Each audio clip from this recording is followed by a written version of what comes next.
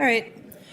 Okay, folks, I think we're going to get started. I'm going to call the Diversion Authority meeting to order. It is 3:31 on May 27th. Could I get a roll call, please?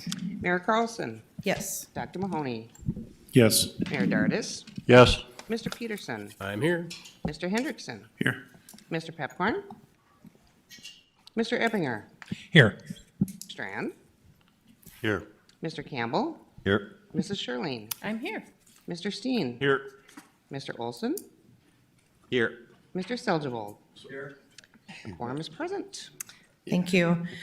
Number 2 is approval of minutes from the April 22nd, 2021 meeting. Could I get a motion, please? So moved. Second. Okay. And I can do voice call now. So all in favor? Aye. Any opposed? Motion carries. Okay, on to number 3, approval order of agenda. Do I have a motion to approve the order of the agenda, please? Second. I have a motion and a second. Any other discussion? Okay, all in favor? Aye. Any opposed? And motion passes. Okay, and then on to the consent agenda. Do I have a motion to approve the consent agenda? Steen moves. Second. Campbell. Okay, any discussion about any of the items on the consent agenda? Hearing none, could I get a roll call vote, please? Mayor Carlson. Yes. Dr. Mahoney. Aye. Mayor Dardis. Yes. Mr. Peterson. Yes. Mr. Hendrickson. Aye. Mr. Ebbinger. Aye. Mr. Strand. Yes. Mr. Campbell. Yes. Mrs. Shirlene. Yes. Mr. Steen. Yes. Mr. Olson. Yes. Mr. Seljevold. Aye. That is everyone. Thank you, and the consent agenda motion passes. On to number 4, Executive Director Report. I will turn it over to Executive Director Joel Paulson. Madam Chair, do we have a new member you wanted to introduce us to? Thank you, Mayor Mahoney. Yes, we do, and we probably should.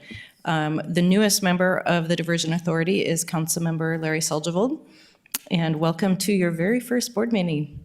I'm sure you will know everything by the end of the meeting, all the 12 years there is to know about the diversion project. I'm pretty sure of that. Yeah. Thank you. Fast learner. Well, Madam Chair, before I begin, I did have an opportunity to meet with Board Member Seljevold today.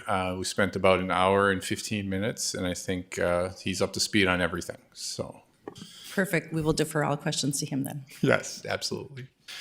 Well, thank you, Mr. Chair and Board. It is great to see everyone's faces again, and I'm glad that we can meet in person now and hopefully continue this in the future. It just feels so much nicer to have everyone in the same room to have some discussions about the diversion project. So just want to, I'll move into the May happenings as part of my executive director report. On the communications front, we've been invited to speak at a number of national events.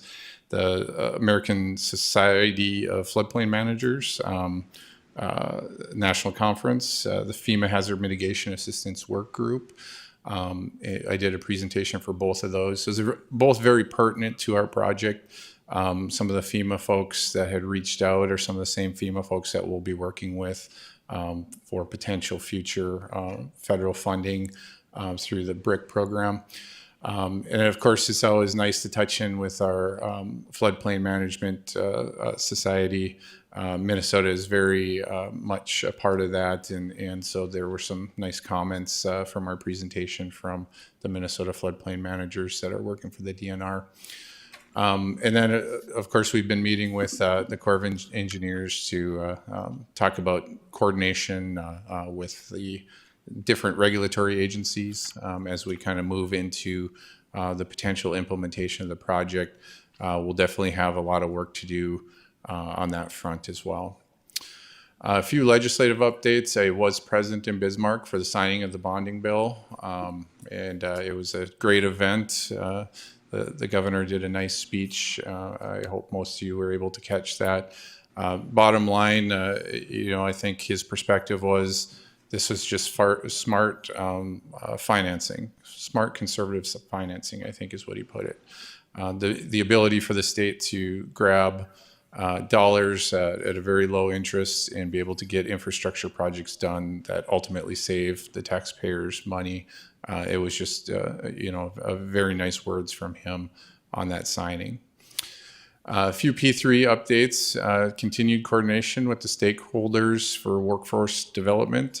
I think most of you maybe have been getting questions from constituents and groups concerning what does this P3 mean to my industry, how many workers are coming, and the like. And so we have been coordinating with the Chamber of Commerce and the Home Builders Association, as well as other stakeholders in the Workforce Development Initiative. And obviously, as we move forward and if we get to the point of selecting the preferred developer, we'll certainly know more about what their workforce needs are, and we can start to have much more public discussions as far as that's concerned. And then, of course, we did complete the review of the financial proposals, and we are getting ready to engage the board in discussions about the selection of the preferred proposers very soon. Other ongoing coordination, Mr. Bakigard, our engineering director, has been putting in an awful lot of work along with the county engineer, Cass County engineer, to move forward utility, township, and municipal MOU agreements. We have been successful on a few townships, and we are very close on a number of other townships. Ideally, we'd like to get all these MOUs in place prior to the construction of the P3 portion of the project. And so we're making a lot of headway on many of those MOUs. And as you can see from our board agenda, there's a few of those on the agenda here this month. Multiple policies and plans have been started as part of the settlement agreement. So things like our cemetery mitigation, the project in Comstock, the project in Christine, Wolverton, and Georgetown. We've met with Buffalo Red Watershed District as well. They'll be the lead on those projects in Minnesota, and we hope to get those moving as quickly as possible. And then, of course, as usual, permit coordination, always a lot of work to be done there. Number of our HMG consultants and our internal staff have been working and meeting with the Corps and to ensure that we're meeting all permit conditions, and we're tracking those as well. So with that, I'll certainly entertain any questions from the board on our activities in May. Thank you, Mr. Paulson. Do we have any questions? Any questions? All right, seeing none, we will move on to general counsel updates. Mr. Shockley.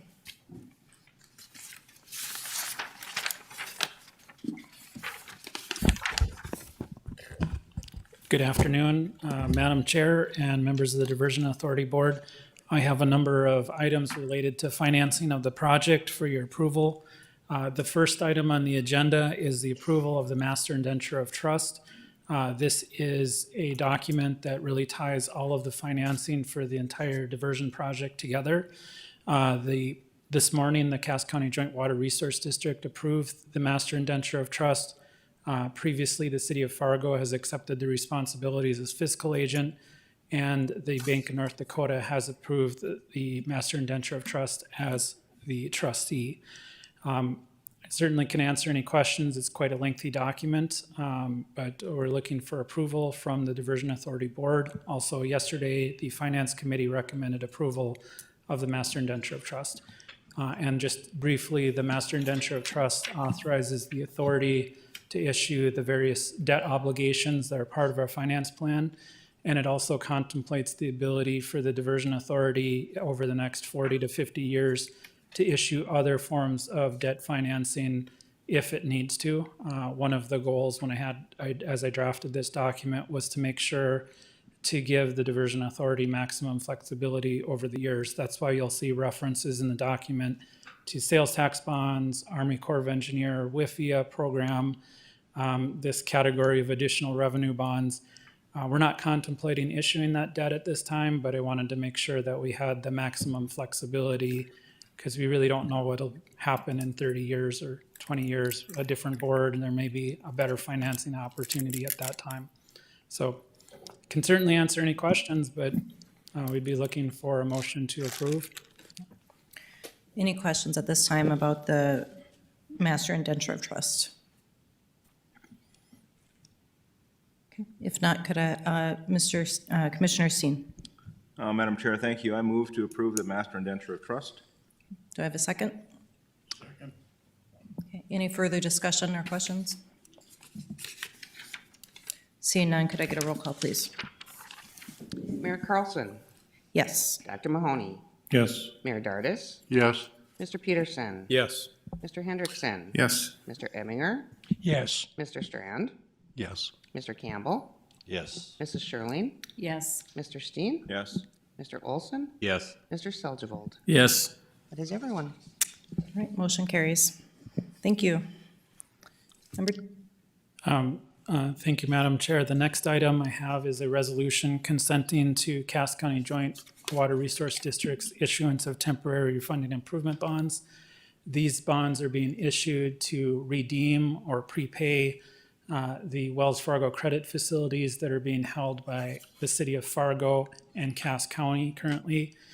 Previously, the city of Fargo and Cass County had issued loans to pay for initial preliminary project activities. Pursuant to our plan of finance, we'd always intended that these two loans would be paid off with temporary refunding improvement bonds. The payoff of these two loans is also required in order to issue the WIFIA debt. The Wells Fargo credit facility has the first lien on the sales taxes of Cass County and Fargo, and as a result, we need to remove that lien. And this morning, Cass County Joint had approved the issuance of those bonds. Pursuant to the Joint Powers Agreement, the Diversion Authority needs to consent when a member entity issues debt for the project. And so this motion is just consenting to that issuance. Happy to answer any questions that you might have regarding the matter. Commissioner Olson? Yeah, question. John, I was going to ask this morning, it just slipped my mind, but how are these bonds backed? By the assessment district, or how is that? Yeah, so great question. So the interest on the bonds, so the temporary bonds, the interest on them is payable through what is regarded as required temporary debt service revenue, which is paid out of revenues from the authority. So the sales taxes and other revenues that flow into the trustee pay the interest. The principal on the bonds is payable from bonds that will either be refunded in the future, or as we get cash on hand from the diversion authority from the state, we can pay down those bonds, or we can issue additional temporary debt. Ultimately, they are backed by the assessment district and ultimately by Cass County. But the intent of the finance plan is to use net pledged revenues to pay everything. So, and is this consistent with the overall objective of the finance plan to only use the assessment district as a backstop? Thank you. Other questions? Okay, seeing none, do I have a motion? Motion to approve? Second. Okay, I have a motion and a second. Any additional comments or questions? Seeing none, could I get a roll call, please? Mayor Carlson, Yes. Dr. Mahoney, Aye. Mayor Dardis, Yes. Mr. Peterson, Yes. Mr. Hendrickson, Yes. Mr. Emminger, Yes. Mr. Strand, Yes. Mr. Campbell, Yes. Mrs. Sherling, Yes. Mr. Steen, Yes. Mr. Olson, Yes. Mr. Seljevold. Yes. That is everyone. Thank you. Thank you, Madam Chair. It's my pleasure to present the next resolution, and that's approving the WIFIA loan agreement. The WIFIA loan agreement, as the board will recall, about 18 months ago, we were approved to apply for a WIFIA loan. We applied for the WIFIA loan, which is really the pre-approval process. We went through the approval process. The WIFIA loan agreement is the final step in the process before closing. And so this resolution approves the WIFIA loan. We are tentatively set to close on the WIFIA loan on June 18th. The total amount of the WIFIA loan is $569 million. The advantages of the WIFIA loan are that during construction, it is a drawdown loan, which means that you do not pay any interest during the construction period. So no payment is due during construction, and we're tentatively envisioning that construction would be complete either in 2027 or 2028. So there are no debt service payments due. Following construction, we can defer the payments for up to 5 years. We're currently working through some final sizing. We may be able to make some, pay down a little bit of interest and debt during the 5-year deferral, but that's at the option of the authority. If the sales taxes are performing well, we can make those options. And then after the 5-year deferral period, you have 35 years of repayment. The interest rate is based upon 1 basis point, which is 0.01% above the U.S. Treasury rate. So the private sector cannot compete with this sort of financing. So I can answer any questions, but we're at the finish line, so to speak, for the WIFIA loan. Move to approve. Second. All right, I have a motion and a second. Any comments or questions or discussion? Seeing none, roll call, please. Mayor Carlson, Yes. Dr. Mahoney, Aye. Mayor Dardis, Yes. Mr. Peterson, Yes. Mayor Hendrickson, Aye. Mr. Ebbinger, Yes. Mr. Strand, Yes. Mr. Campbell, Yes. Mrs. Sherling, Yes. Mr. Steen, Yes. Mr. Olson, Yes. Mr. Seldebold. Aye. That is everyone. Thank you. Thank you, Madam Chair. The next item I have on the agenda is the fiscal agent fee approval. And so we thought it would be appropriate to get a little background about what the fiscal agent fee is and what it is for. So under the Master Indenture of Trust, there's a split in duties. We have a trustee, which is the Bank of North Dakota. The trustee is responsible for taking in the collections of net pledged revenues and paying the debt service, redeeming bonds, other functions that you would normally have a trustee perform. Normally, a trustee would charge you every time you redeemed a bond or did a wire transfer or other activities that are normally required in a trust. And usually those are smaller charges of a couple $100. Given that we have so many different obligations here and so many different responsibilities for the trustee, in addition to a normal trustee fee, we felt in talking with the trustee that they would have just a flat fee. Just to give a little bit of perspective, I have another large transaction in which it just has 2 series of bonds. In that series of bonds, they're very simple, and the trustee is a private entity. They're charging $2,500 per month. Given the complexity of this transaction, Bank of North Dakota just proposed a flat fee that was inclusive of all of these smaller charges so that we sort of weren't getting nickeled and dimed. It was just a flat fee. In discussions with the fiscal agent, that's the city of Fargo, the fiscal agent has fiduciary duties under the Master Indenture of Trust that include responsibility to segregate funds. The Master Indenture of Trust sets forth very specific funds and how those funds are spent and tracking of those funds for both IRS compliance, EPA WIFIA compliance, and then also for state SRF loan compliance. And so you are going to start seeing a change in how financials are presented to the board. It's more of it's more disciplined approach than what you're probably used to seeing. And so over the next couple of months, you'll start seeing changes in how financials are presented to the board because tracking of money becomes more important in the color of money aspect. So does the money come from this loan proceed? Does it come from the state dollars? Each fund is associated with a different expense. And there are duties that the fiscal agent has that are both from a liability standpoint for managing funds in addition to these compliance issues. And so in talking with the city of Fargo, we felt that it was appropriate during construction to match the trustee fees. After construction, the fiscal agent fees would likely go down because there'll be less responsibility after construction. So just as we think about it during construction, the fiscal agent might have 2 FTEs, and then after construction, it might be, 4 or 5 hours a month that would be responsible for the fiscal agent. And so we put a reopener in the agreement that we would match the trustees' fees during construction. After construction, we would renegotiate what that trustees' fee would look like.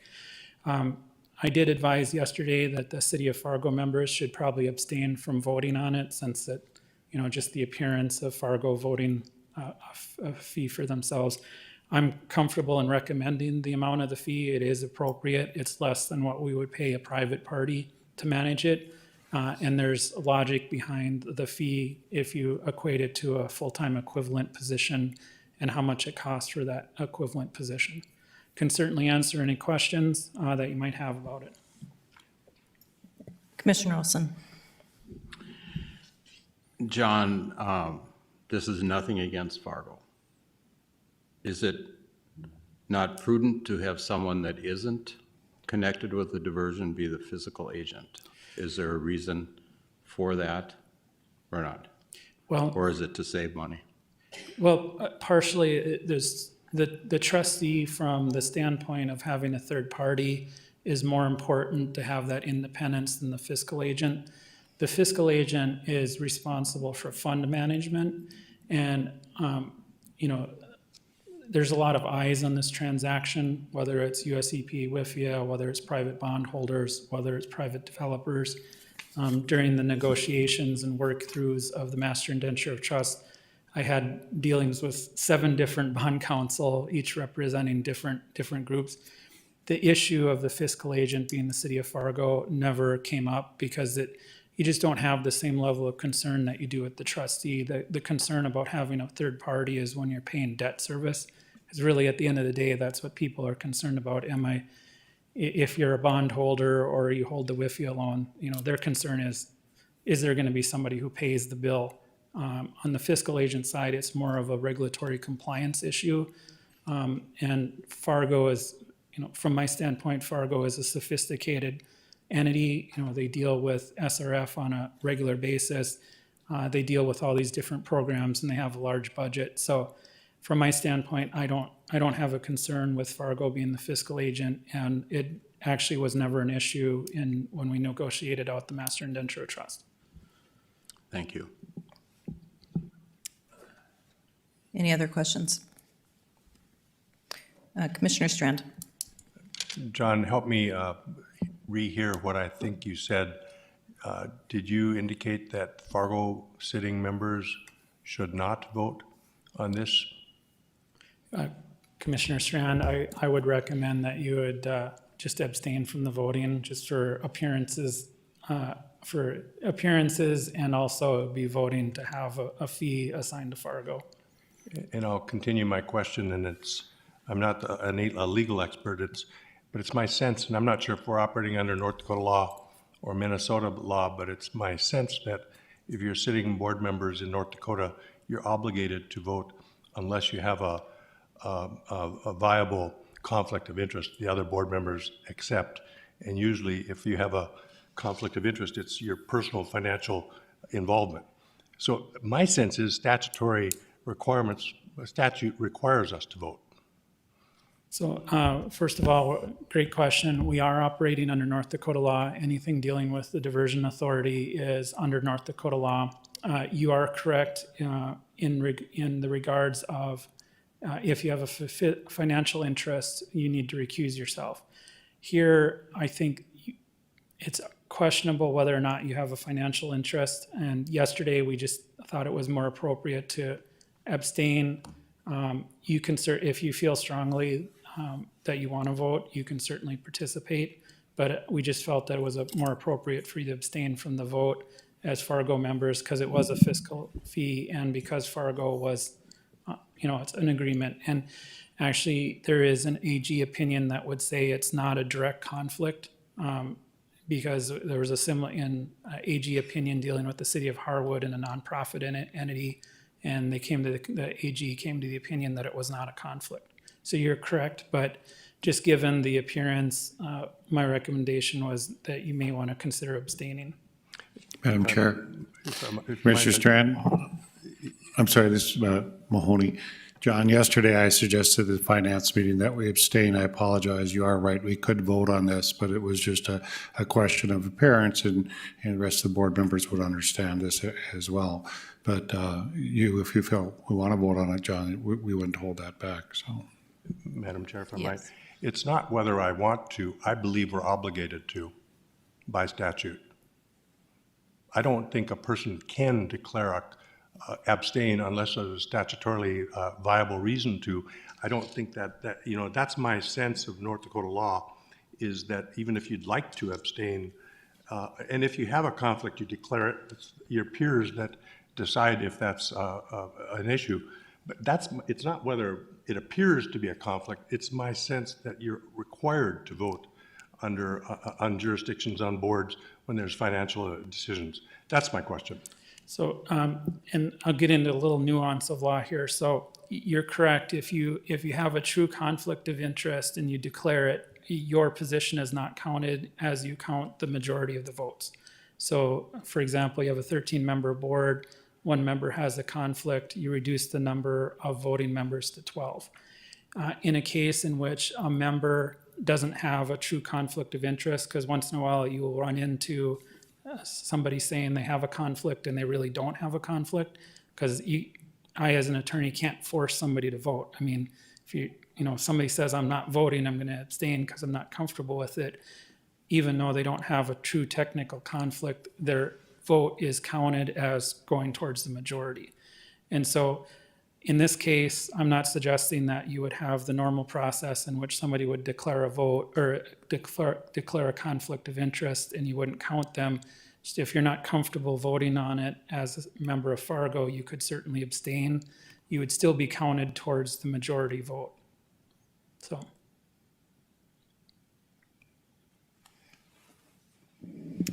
Any other additional questions?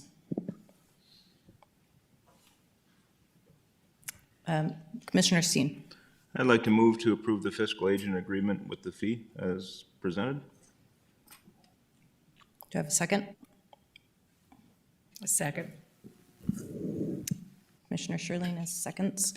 Any further discussion? Seeing none, could I get a roll call vote, please? Mayor Carlson, Yes. Dr. Mahoney, Abstain. Mayor Dardis, Yes. Mr. Peterson, Yes. Mr. Hendrickson, Aye. Mr. Ebinger, Yes. Mr. Strand, Yes. Mr. Campbell, Yes. Mrs. Sherling, Yes. Mr. Steen, Yes. Mr. Olson, Yes. Mr. Seldgevold. Aye. That is everyone. The fee approval has passed. Mr. Shockley? Thank you, Madam Chair. And the final item I have for the agenda is the resolution granting a variance for Cass County to own for FEMA-owned properties. There, if you scroll down, I think it's on the third page, a brief map, second page. There are a number of parcels that are located next to the Red River control structure that were FEMA flood buyouts that are currently with Cass County. Under the joint powers agreement, all property that's outside the city is supposed to be owned by the Cass County Joint Water Resource District. That was how we allocated property ownership under the JPA.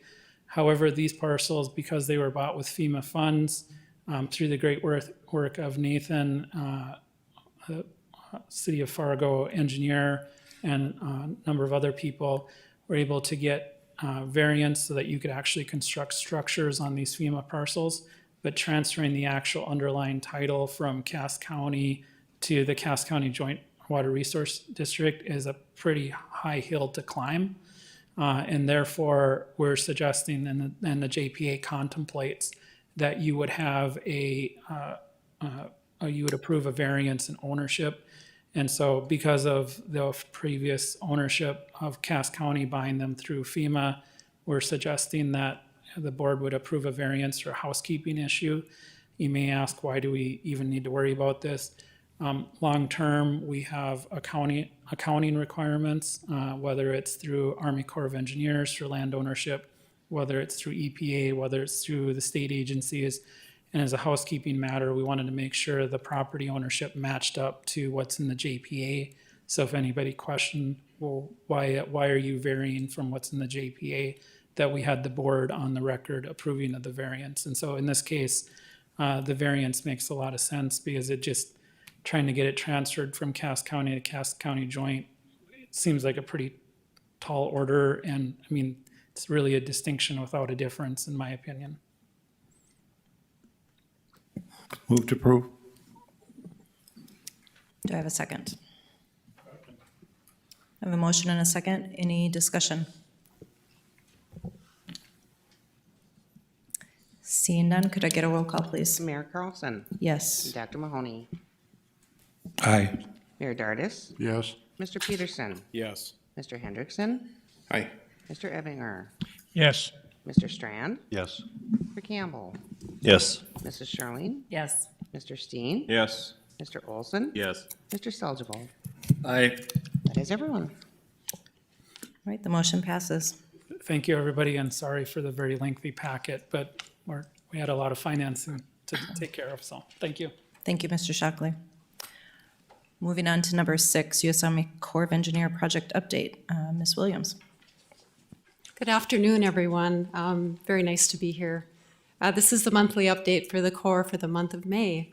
We now have 4 projects under construction, so that's pretty exciting to talk about.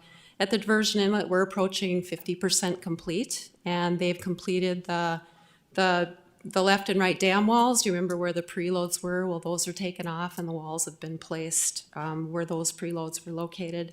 They're also making some big pours in the Stilling Basin area. On the Wild Rice, same, the approach walls are done. They're gonna start forming and placing the retaining walls on those upstream side. And then we had our largest pour to date a couple weeks ago at 1,900 cubic yards in the Stilling Basin at the Wild Rice, and that slab was about 8 feet thick, over 190 trucks, so pretty cool. I-29, we had an open house last night for the public down at Hickson Community Center. They've started stripping, IBI has started stripping where that bypass is gonna go in place. And then over the course of this construction season, there will be about 1 million yards of earthwork being moved around for that project. So very big year for that as well. Now into design, well, SE1 construction, that started out there as well. They've done some stripping, clearing and grubbing, digging the inspection trench, and that should be done no later than June in a couple years. The Red River Structure Design still on schedule to have the final design done in August so we can start contracting for that, that big structure. Reach SC1B, that's in design. The 35% review is coming up in June. And 2A and 2B still being under design, 95% for 2A coming up, and then 35% for 2B coming up as well. Drain 27, approaching the end of the design on that one. We should have final plans and specs 30 July, and then we'll start contracting for that. Probably put that out for bids late calendar year, maybe November, December. And then the final item, Drayton Dam, we're approaching final design on that mitigation project as well. The final review on that one starts 20 June. So with that, are there any questions?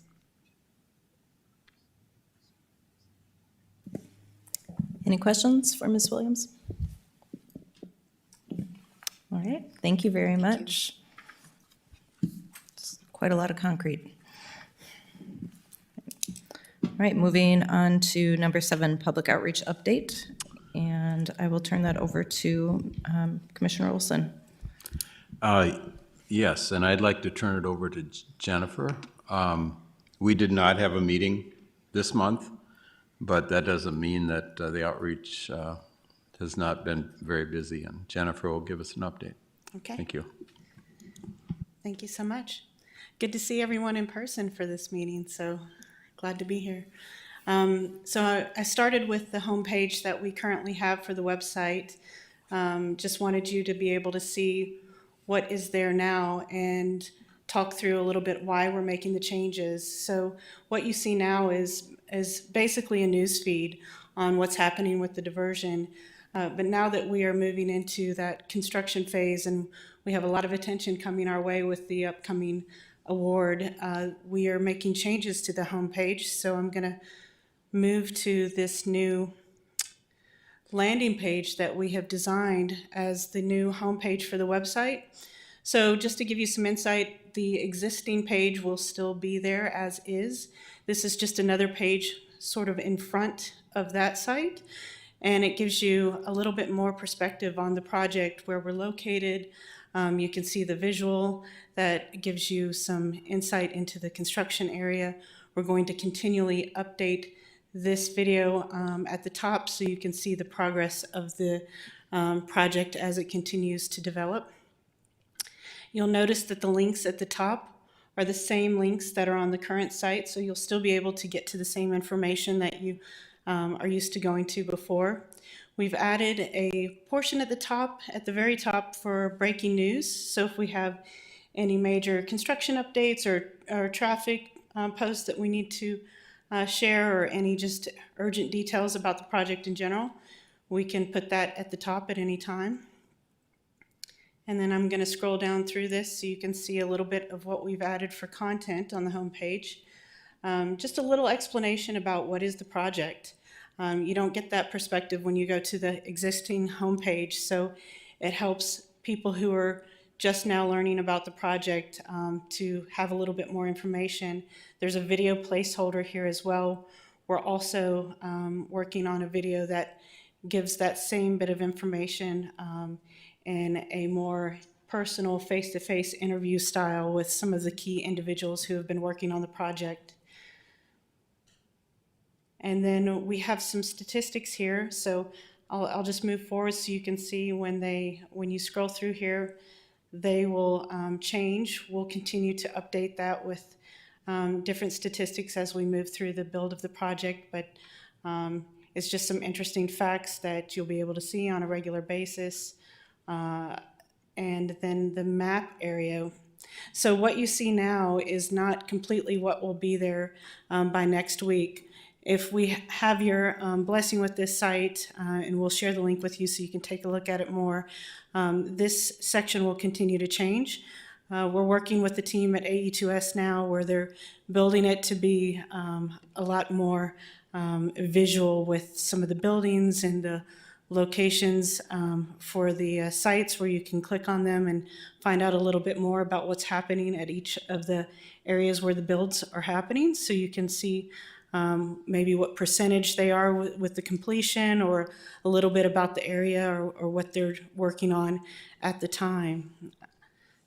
And then we have some pictures that not only share a little bit about what we've been doing as far as events and the build, but also some of the historic photos as well that show a little bit more of the purpose of why we're building the project. So that's just a little bit of what we have for now on the homepage. It's not something that will continue to be there forever, the same as it is now. It's something that we want to keep as like a living page that continues to evolve with the project. So it just gives you a good placeholder now that when, for anyone new coming to the site, they're able to see exactly who we are, where we are, what the project is about, and get a stronger sense of what's going on here. So I wanted to share that with you today, so you open it up for feedback if you have any questions, or we'll also share the link later so you can take a look at that as well. Any thoughts? Questions or comments for Jennifer?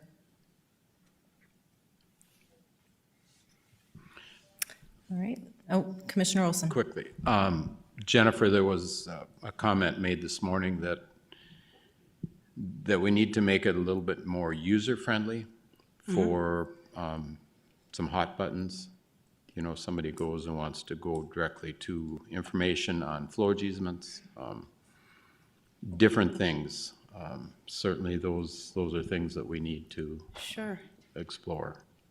So we can do that. So the beauty of this is that not only is it a pretty simplistic design how it is now, but we can certainly add those features as needed when there's something important happening where we need to add something for a short period of time for a hot button, or if there's ongoing content that you think would be valuable on the homepage, we certainly can add that as well. Is that anything that you think would stop the existing launch that we'd like to do of this homepage? Is it something that we could add in the coming weeks? To me, certainly it'd be something we could add. Okay. Yeah.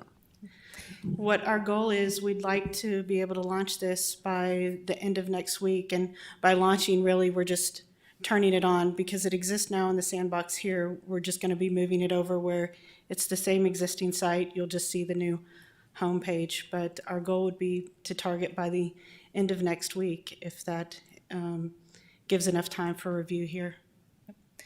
And I would say too, Commissioner Olson, earlier this afternoon, the MCC JPA met, and actually AE2S showed us that on the website.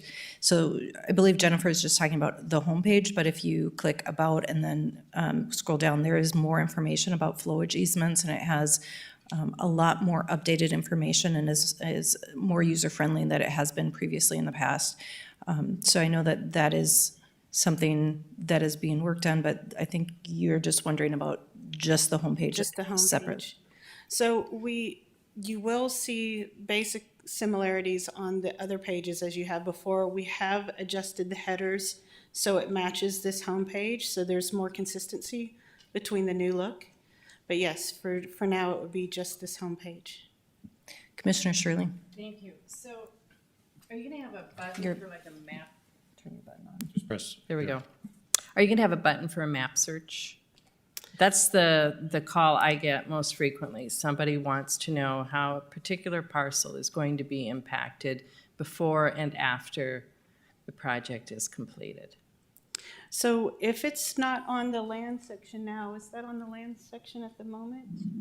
It is. It is. It is, and then I think if you go to project dashboard, does that pull up too? Yep. Yeah, so. Okay. So- I get feedback, but people can't find it, so. So that's good feedback. We can do something where we add that maybe to this map section here. So this is just going to show like an overall view of all the construction areas, but we can certainly put a link here that takes you to that additional map that you're talking about that would help give them some guidance to find what they are Yeah, looking people for. want to be able to just type in an address and get an answer on a particular parcel, Yeah, especially if they're considering purchasing. absolutely. So we'll do that. We can add something right here that'll take them straight to that section, and then it'll be easy to find from the homepage. Great, thank you. You're welcome. Any other comments or questions for Jennifer? All right, thank you. And I'm sure that if you have further comments or questions like Commissioner Shirley have from constituents, just forward them to Jennifer and Joel, and we can take a look at them. Thank you. All right, moving on to number 8, land management updates. Commissioner Shirley.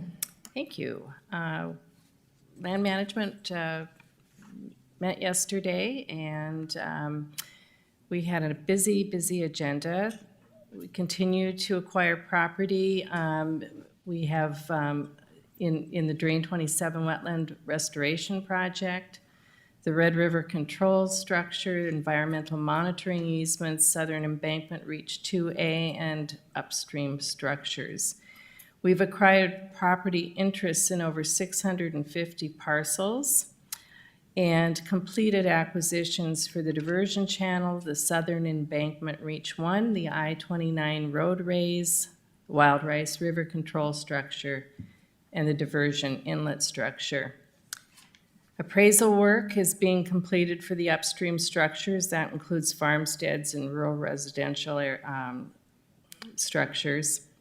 And we continue to work on the flowage easement valuation study. Phase 2 includes over 500 parcels with tillable land in the upstream mitigation area, and have developed a special web page and educational video to explain the process to the property owners. And I assume that will be on a button somewhere too for those property owners that are interested in looking at that. We continue to work on the mitigation program development and refinement. And as you can see in your packet, the beautiful colored maps are there for you to take a deeper dive if you'd like. And that concludes my report. Thank you, Commissioner Sherling. Any questions or comments? All right, moving on to finance. And I know that Mayor Daughters was not able to be at the finance meeting yesterday, and Commissioner Steen led it. So turning it over to you, Commissioner Steen. Thank you. Before Joel, come up, Joel, before Joel talks about the contract actions that we need to approve at the board level, everything else we did at the finance committee yesterday was pretty much covered in the consent agenda and Mr. Shockley's presentation. And so this is it, Joel. So go ahead and talk about the contract action. All right, thank you, Commissioner Steen. We have one contracting action for the board's consideration this month. It's Task Order 32, Amendment 0 for U.S. Army Corps of Engineers construction services done by HMG. So this is for the project to have HMG personnel in the field to assist the Corps with the construction of the I-29 grade raise. The reason for this, and Terry can certainly take any questions, but my understanding is the Corps of Engineers really has their employees focused on flood control projects. The I-29 grade raise project has a very significant transportation element to it. So the ability to have HMG staff that are accustomed with North Dakota DOT standards in construction inspection is extremely valuable and necessary for the administration of this contract. And so those folks will be in the field with the Corps folks, assisting primarily with the transportation elements of construction on that project. So this is the task order to fund a budget for HMG to have those personnel in the field. I'll take any questions. Mayor Mahoney. Joel, is this paid then out of core money or is this paid out of overall money? This is paid out of DA funds. But in some sense, it's a core bid project, 65 million. Why wouldn't it come out of their budget?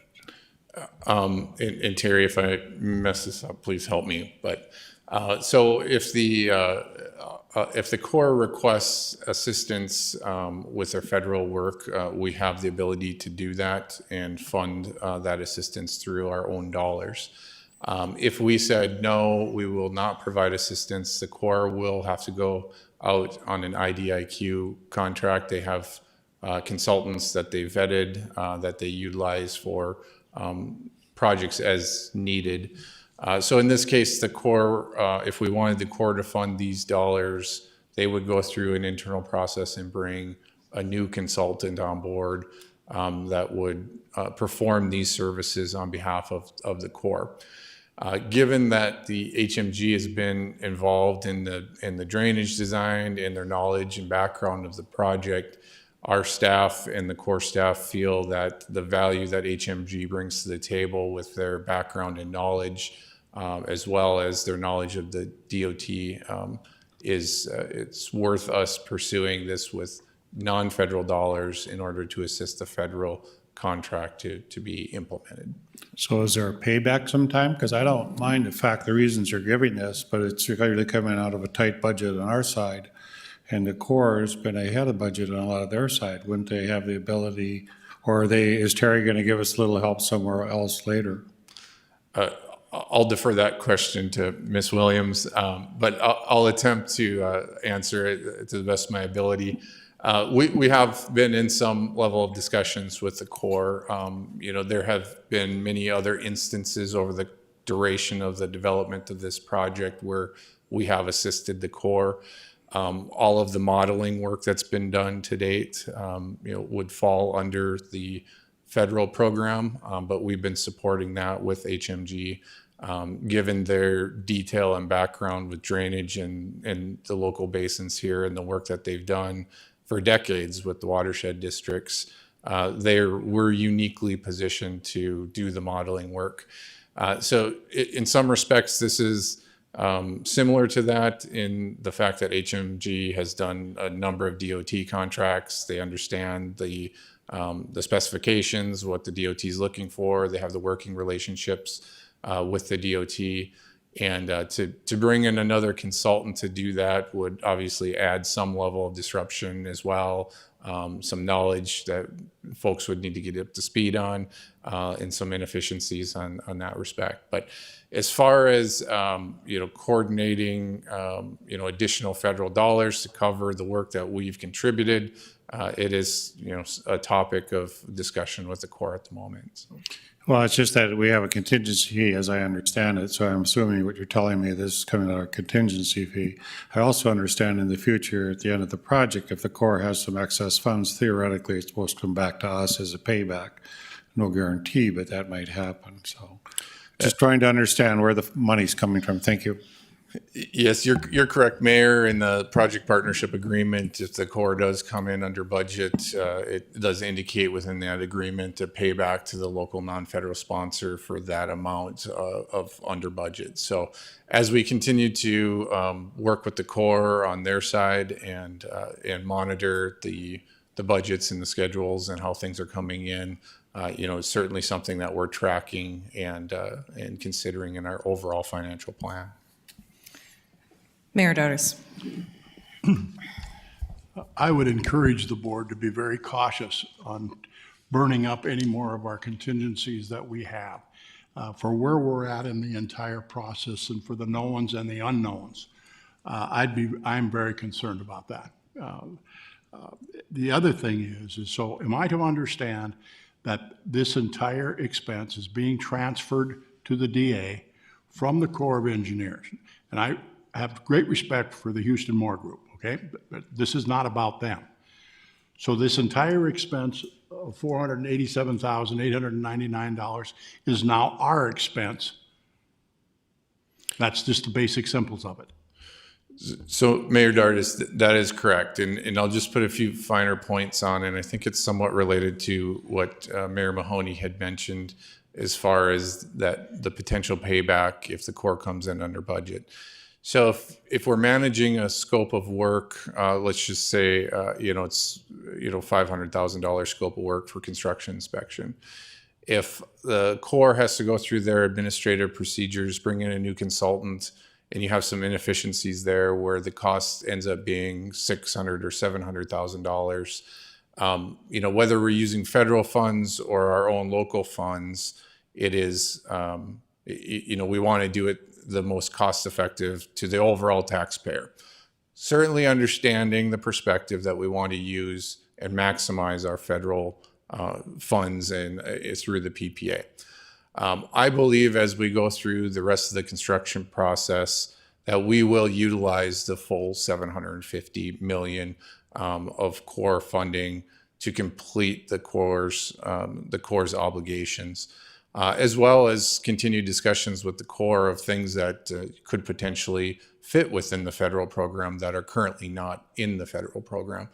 So I think from our perspective is we want to figure out how to do all the work as cheap as possible, ultimately understanding that by the end of the project, we'll have expended the full amount of federal funding anyway, on items that are eligible for federal construction. So I hope that makes sense.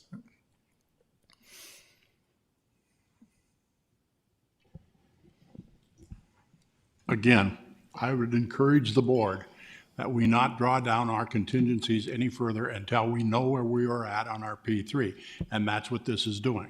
So I would encourage the board to vote against this. Mayor Dartis, if I may, and perhaps Martin can assist. I do not believe this would be coming out of contingencies as this was budgeted in our cash budget. And this allocation would be already allocated under engineering services within our current budget. So this would not be coming out of our overall program contingencies. And is that correct, Martin?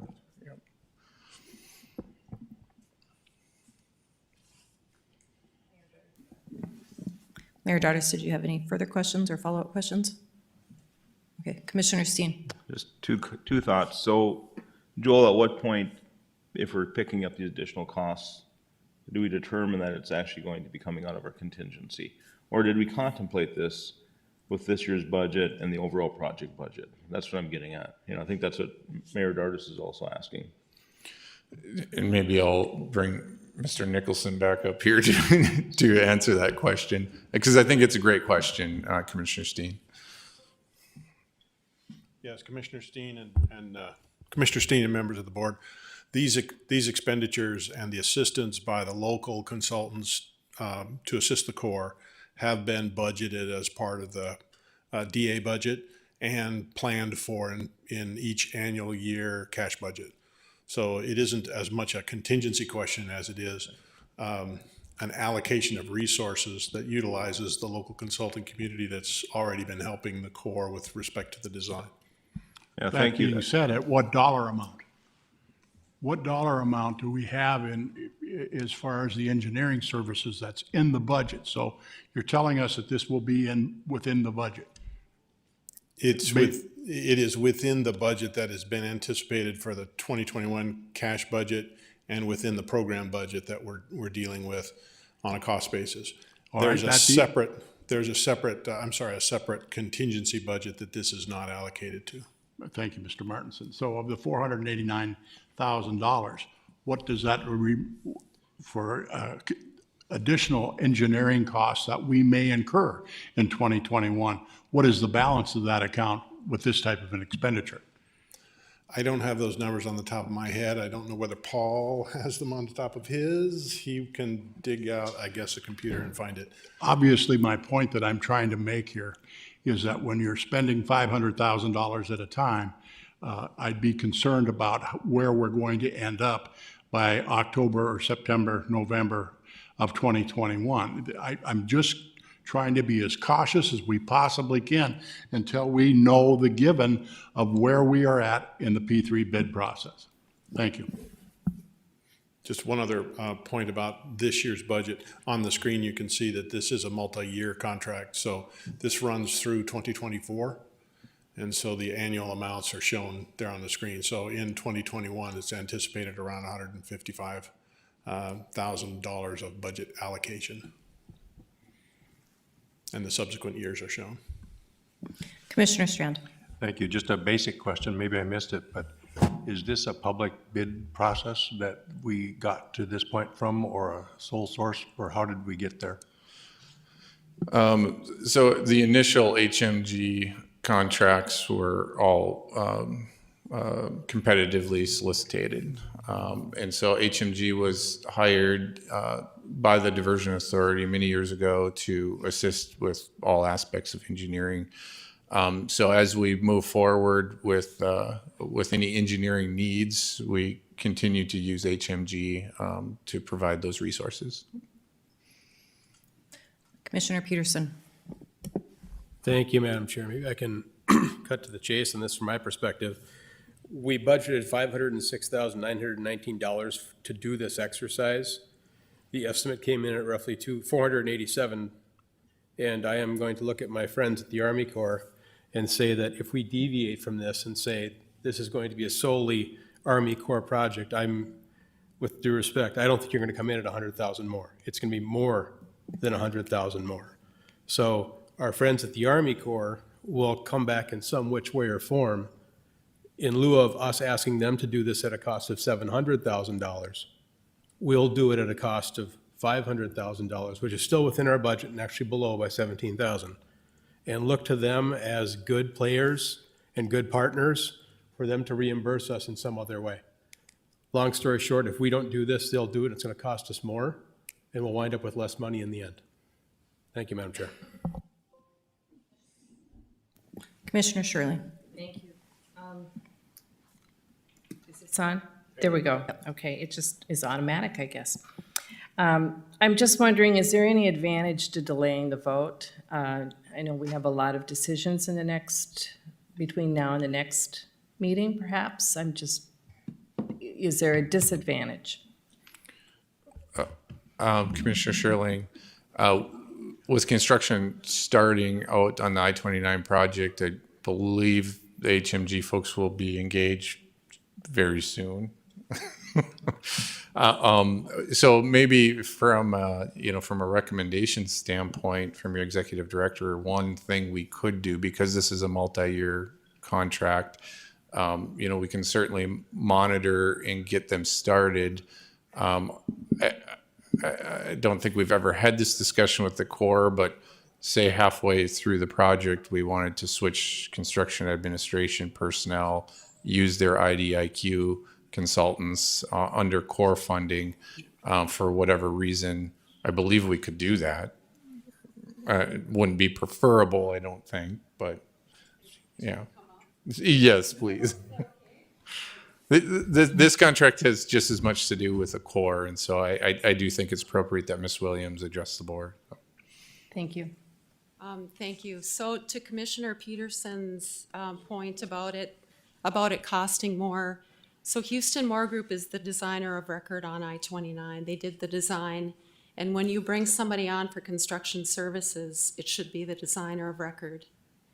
And so that's why it's so important to have HMG on. If we did go out to somebody else to provide these services and they're not the designer of record, it would cost a lot of money for somebody else to take on that liability when they're not designer of record.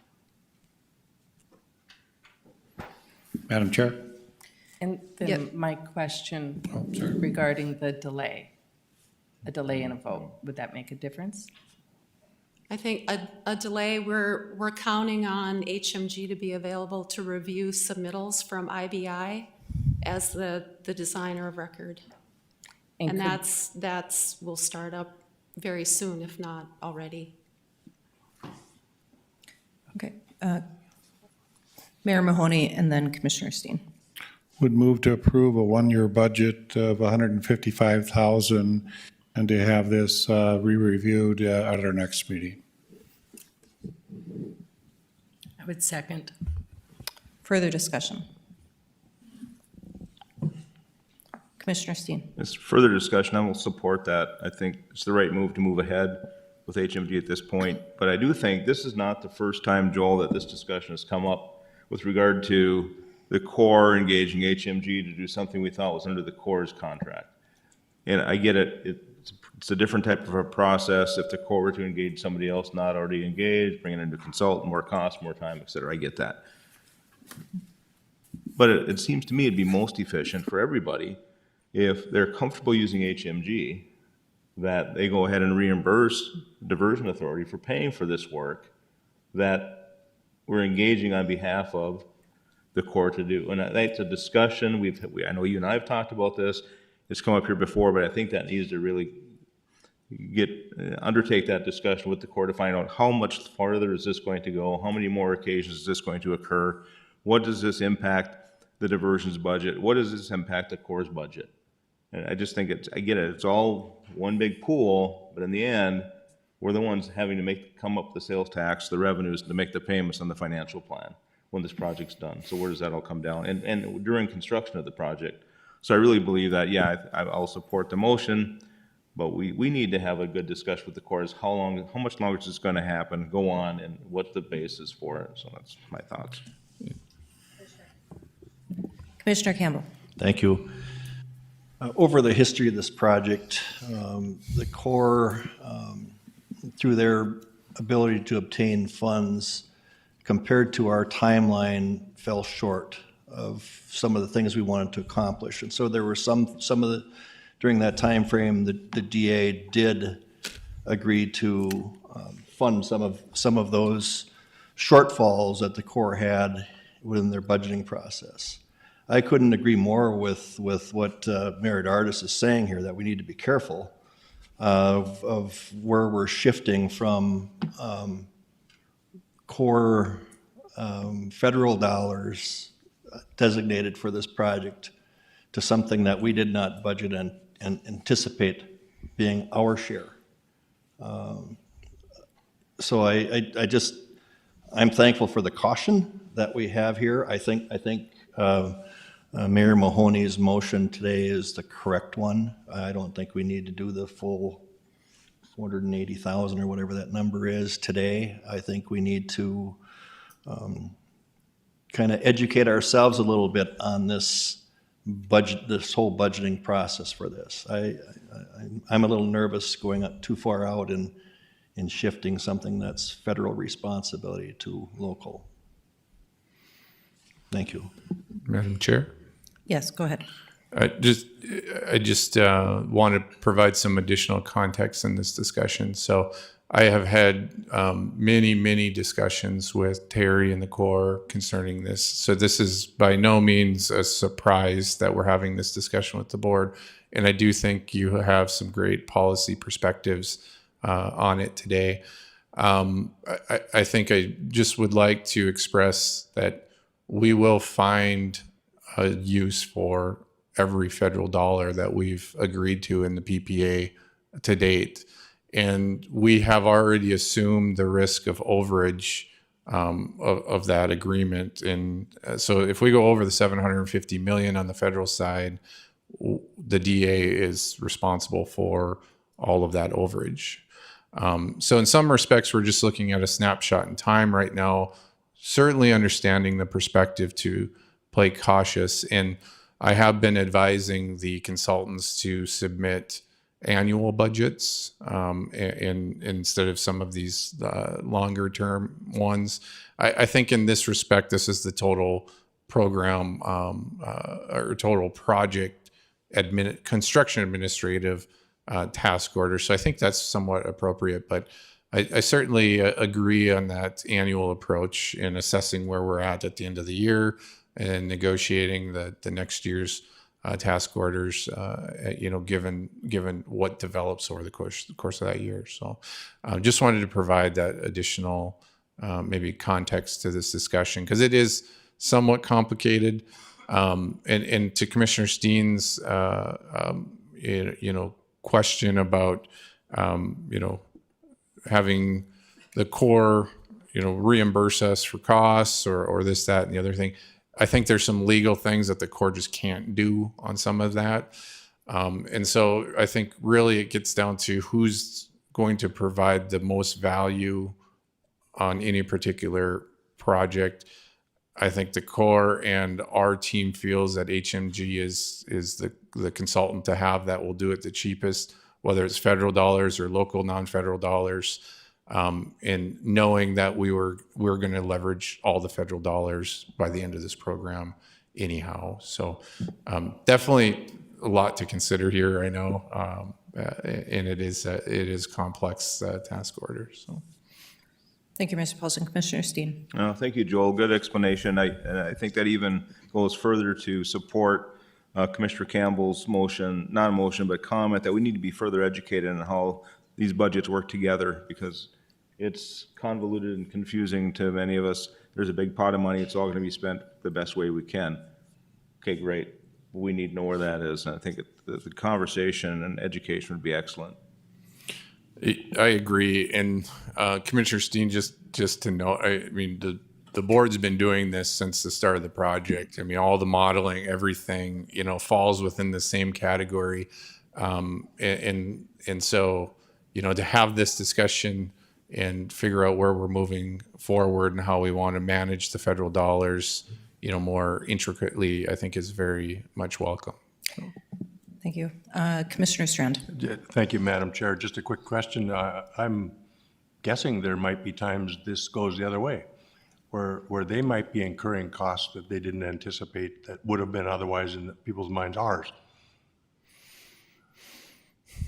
Or no, ever? Absolutely. Yeah, I'm sure Ms. Williams could come up with all kinds of circumstances where, there's been cost increases on the federal side, in regards to things that maybe the DA had to do or were required to do in order to get, the Plan B permit. I don't know how much that added to federal costs, but those were all required for us to continue to move forward. I mean, it really is a partnership between us and the Corps, and we have a very good partnership and share that information and track each other's budgets and ensure that we're putting the right folks out in the field that need to be in the field and the right folks are designing that should be designing things. So, Mayor Mahoney.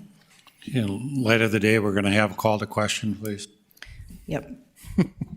I would concur with Commissioner Steen and Commissioner Campbell that I think a kind of a re-education, or especially since we have a full board now with Councilmember Seljevold being appointed, it might be real timely to get everybody up to date. So I have a motion and a second. Could I get a roll call, please? Mayor Carlson, Yes. Dr. Mahoney, Aye. Mayor Dardis, No. Mr. Peterson, Yes. Mr. Hendrickson, Aye. Mr. Ebinger, Yes. Mr. Strand, Yes. Mr. Campbell, Yes. Mrs. Sherwing. Yes. Mr. Steen, Yes. Mr. Olson, Yes. Mr. Selzvold. Aye. That is everyone. Thank you. The motion passes. Do you have any other business? Commissioner Campbell? I want to make one final comment. You know, the alternative on some of these things, if we were to say no, that it's a federal responsibility, and we had to wait for them to fill it within their, when they can.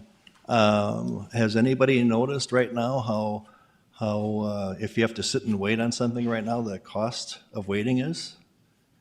I mean, right now, you can't get a contract for a steel building that goes out probably beyond a week.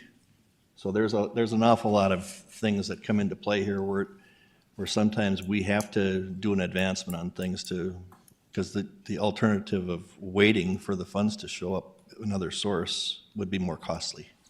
Thank you. Thank you, Commissioner Campbell. Commissioner Steen? One last comment. I'm just amazed how quickly we got through 830 some odd pages of agenda material today, so that's my comment. Yes, and also appreciate the fact that it is electronic and not printed out, so we saved a small forest. So we are also very much into the resiliency part of this project. The next meeting is going to be June 24th, 2021, but we do need to go into executive session. Do I have a motion to go into executive session pursuant to North Dakota Century Code, Section 44-04-19.2? So moved. Second. I don't believe I need to do a roll call for Just do that. a verbal. Okay, all in favor? Aye. Aye. All opposed? We are in executive session.